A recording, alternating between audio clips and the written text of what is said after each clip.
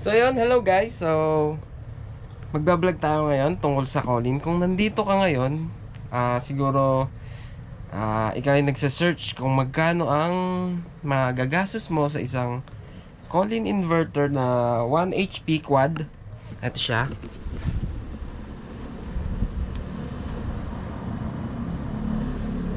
So yan, Colin DC inverter, full DC inverter yung kinuha namin last July. So yun, last July kami kumuha niyan. So tignan natin, kuryente rebill tayo dito kung magkano yung talagang nakukuha ko sa isang buwan, kung magkano yung ang kuryente namin. So etong kwarto namin, ayan, kung makikita nyo yung kwarto namin, maliit lang siya. Ito sagad dun sa kabilang kwarto. Ano siya? Siguro to, let's say, mga 12 square meter. Parang mga ganun, nasa 12 siya or 10. Maliit lang siya, tsaka maano lang yung bong. Mababa lang kasi nasa taas kami. Parang, ano siya, parang attic na nga to eh. So medyo mainit pa rin yung taas niya. So ang ginawa lang namin, nilagyan lang namin ng mga kortina, yung mga hindi tsaka well, ano siya, sarado talaga. So ang setting nito, itong aircon natin dito na Colin, yan.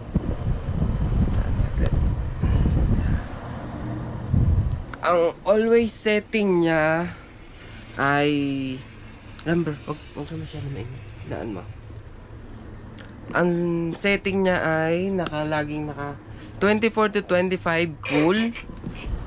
Tsaka lagi siyang naka-auto. Yung aircon na yan, lagi siya naka-auto. So ang bukas nito simula Monday to Thursday. Monday to Thursday siya ay bukas ng mga let's say 5 p.m. pagka uwi ng anak ko, binubuksan niya na yan. 5 p.m. hanggang 8 a.m. pinapatay na siya. Monday to Saturday to Thursday yon. Pagdating ng Friday, simula pagkabukas ng alas 5, ang patay na ulit nun. Friday, Saturday, Sunday, Monday na siya ng 8 a.m. pag may mga pasok na yung bata. So pag Friday, Saturday, Sunday, wala siyang patayan talaga. 24 hours siyang bukas. Setting niya lagi 24. So yon, tignan natin yung kuryente natin kung magkano. So yan, tignan natin.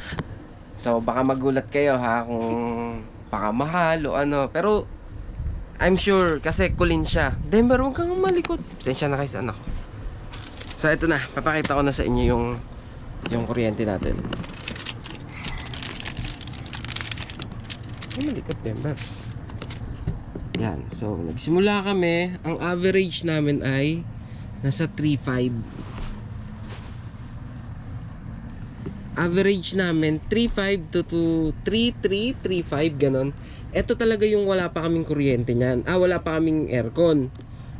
Ang meron kaming appliances ay 2 TV, 3 electric pan, tsaka may induction din kami, tsaka mga heater. So usually ito talaga yung ano namin, kuryente. So yan, month of July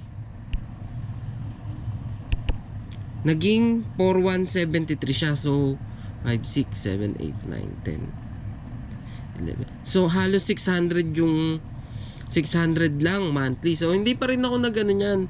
Ang sabi ko, baka kakaano lang, baka kakabili lang namin ng aircon, baka ano lang, baka hindi pa siya talagang tumataas. So yon. So yon, nung sunod na bill namin, August, naging 4,400. So siguro to nung mga time nito, maraming ano to eh, maraming ginagawa namin tong 21 minsan. So yun, 21 minsan nila 90 namin. So, yun. So parang halos 9, 10, halos 1,000 yung 900 yung na ano sa atin for the month of August versus dun sa June. Opo nga ay. So yun, Augusto. Opo. So ito ngayon ang September. Oh. Naging 4.6 siya. So, ang tingin ko dito, kaya to lumaki to ay 390 yung kilowatts namin, tsaka mas tumaas yata yung ano, yung kilowatts per hour. Ang kilowatts niya ay 12. 12 din pala dun sa kabila. So yun, talagang lumaki siya. Parang naging 1.1 siya. Halos monthly for the month of September. For the month of October, medyo bumaba tayo. Kasi eto, ginawa na namin to. Hindi na namin in-experiment yung aircon namin. Kumbaga parang, sige, itry natin ng dyan lang sa sa 24 auto cool. Yan, dyan lang tayo lagi. So parang, okay pala. Parang naging 4,000, halos 5, 6, 7, 8, 9, 10, 11. Halos bumalik siya dati sa 600 per month. Yun. So tignan natin sa month of November. 6, halos 800 per month for the month of November. Eto, nitong December, bumaba siya. Halos 500, 600 din. 500 to 600 per month na same setting ang ginawa namin. So yun, eto medyo bumaba ng 11.8, 12.23 yung kilowatts namin. So for the month of January, nag 4,000 lang din siya. So parang 500 to 600 monthly ang nagagawa na kukonsume namin sa aircon. So yun, 500 to 600 monthly yung nadagdag sa kuryente namin nung wala pa kaming aircon. Masasabi ko na tipid siya. Kasi parang mababawasan ka rin ng electric pan. Halos 3 electric pan kasi ang ginagamit namin dito sa kwarto nung wala kaming aircon. Opo. Kaya sa tingin ko parang nakakatipid naman siya. 500, 600 to 700. Siguro ganun. Depende rin sa gamit nyo siguro. So ako, ang setting ko lang talaga ay naka-auto, 24, tsaka cool. Yun, hanggang dun lang talaga ako. Hindi ko na siya binabago kasi ang 24 napakalamig na para sa amin yun. Tsaka minsan pag yung madaling araw, yun pa nga pala guys, pag madaling araw na, sobrang lamig na, nilalagay ko siya sa 25.